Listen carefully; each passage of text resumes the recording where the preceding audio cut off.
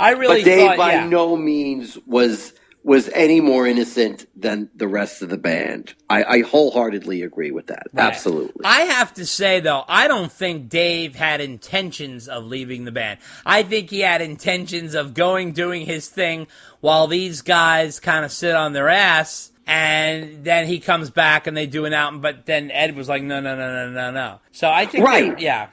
There was a I mean, his intention was for the band to do the soundtrack. Oh, yeah. And then Ed didn't want that. So I really think Dave was like, well, I'll do my movie and then I'll come back. And then Ed thought about it and was like, yeah, no, I'm not waiting on your butt. So either that was in Ed's head the whole time and Dave was in some heavy denial, or there was a massive communication.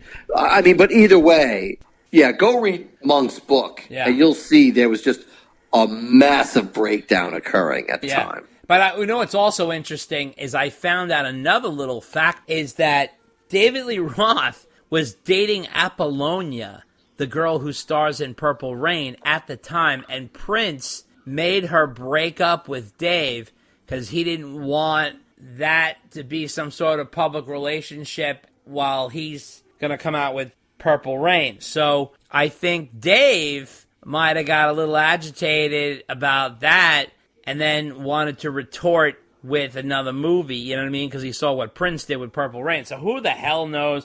But I do remember some interviews, and I've been trying to get a hold of this interview. It is one of these shitty 80 TV magazine TV shows, like, the one like kind of like Extra, but like it wasn't Extra, it was like an even cheesier version. And it was an interview with Dave. And God, if any of you have this, please send it to me. But it's like, and he's sort of airing his frustration with the Van Halen brothers in the interview. And it is like sort of after 1984. And he's saying how he wanted to put out a live album and will put on 2 new studio songs.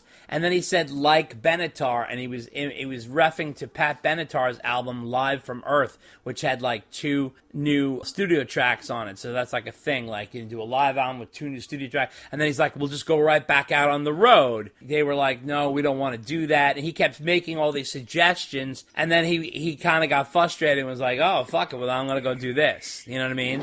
So, and granted that all those other guys were married and wanted to have kids or start a family or whatever, and Dave is doing Dave stuff. So who knows? Let me tell you something. How the management, like Noel, and how like Ted Templeman, who was also an exec at Warner Brothers, thought like, they were all in on that too. And how do you go behind the back of the band and have Roth make a solo EP in those videos? And I mean, like, how in God's name did the band not know that was going on? That was unbelievable. That's such a murky thing. No one really explained. Like, how do you... They're going to do a major release on Warner Brothers with MTV videos and the band has no idea?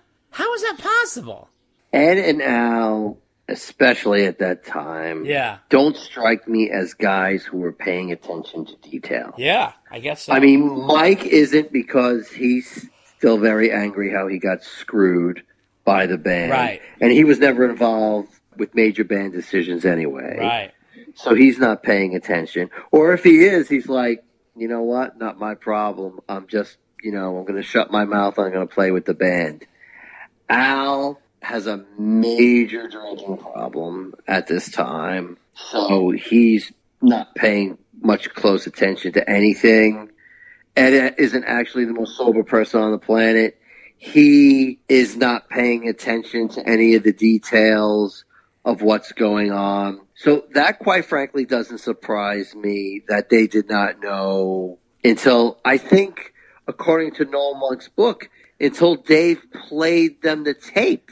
I know. Right? They were like, what's like... They were on a plane weren't they on a plane or something? Yeah, I think so. So honestly, like when you're like, how could they not know? Like maybe for you and me, you think we would know. But for these guys, I mean, that's what management is for. Right. So like you said, I don't think Dave was trying to do anything malicious. But he was just doing his thing. And right. He was doing his thing. Yeah. I also think he thought it would add more cachet to the band, and I really do. I think he thought it was all going to be fine for the band, you know? Right. So, anyway. But it wasn't. Yeah, it wasn't. Letter number 6 comes from Gary Jungling in Gilroy, and he says, "Hey guys, I checked out The Bird and the Bee Interpreting the Masters Volume 2 Van Halen tribute. I was disappointed. I am familiar with this duo as I am a fan of their other stuff, and I feel that their Hall & Oates cover album is very good. I like their original material as well, but the Van Halen stuff just doesn't click with me at all. I do like their original tribute song to Diamond Dave. And I guess that is all there is to talk about currently, unless you're going to look for some EVH gear, because those guys ain't doing shit. Back to my old CD collection." Then he says, "Oh, P.S. If you're interested in fake Van Halen, check out Craig Parker Adams' Demos EP on iTunes. It's an instrumental album modeled in the style of VH. Gary Jungling in Gilroy." Well, I tell you, Gary, the Diamond Dave song, I don't know, is it supposed to be a joke or kitschy? I'm a little bit confused about that. Diamond Dave, no one can hold a candle. Nothing else is quite the same. Pretty Dave, I'll always remember. I still carry such a flame. You know, the album is kooky. It's crazy. Here's a little medley clip of the different songs. I live my life like there's no tomorrow. All I've got, I had to steal. Least I don't need to beg or borrow. Yes, I'm living at a pace that kills. Running with the devil. Running with the devil. Running with the devil.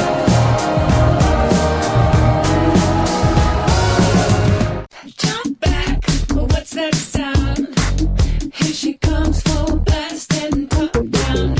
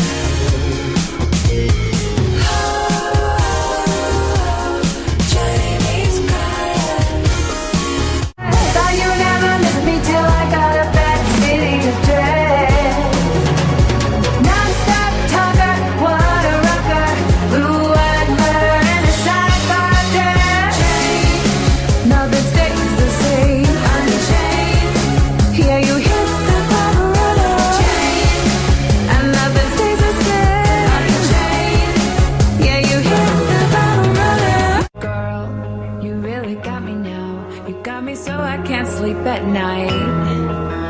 Girl, you really got me now. You got me so I don't know where I'm going, yeah. Oh yeah, you really got me now. You got me so I can't sleep at night. You really got me. You really got me. You really got me. I don't know. I mean, it's got I wasn't crazy about the Unchained version. It's a little way out there in a cool way if you open your mind a little bit to the interpretations. It's very sort of new wavy 80s in some ways and in some capacity. And I will check out that Craig Parker Adams demos. Thank you very much for that tip. I will check that out and report back to you. But Dave, what do you make of this situation? Well, like I said, it's not my cup of tea, but I certainly give the band a lot of credit for doing covers that aren't just straight covers of the original songs.